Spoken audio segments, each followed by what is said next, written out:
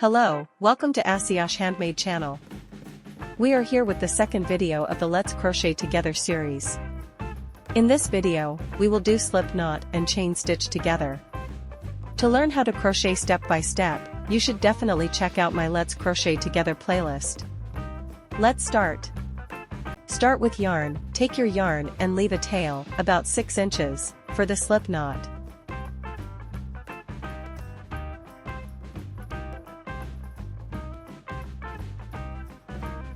Make a loop, create a loop with the working yarn, the yarn connected to the skein, crossing over the tail.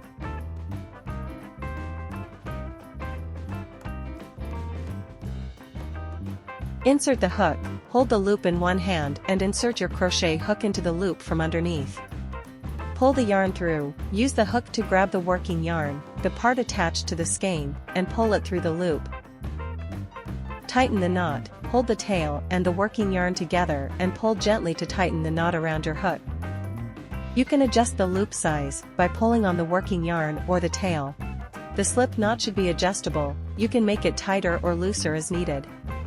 Ensure the knot is secure but not too tight, as you'll need to slide it onto your hook easily. Once you've got your slip knot, you're ready to start chaining or working your stitches. Chain stitch, yarn over, hold the slip knot on your hook. Yarn over, wrap the yarn around the hook.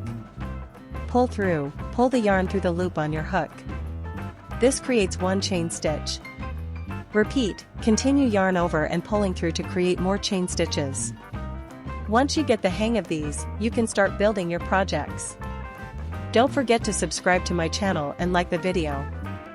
I recommend you visit my Etsy shop link in the description for easy crochet patterns with step-by-step tutorials. See you on the next project.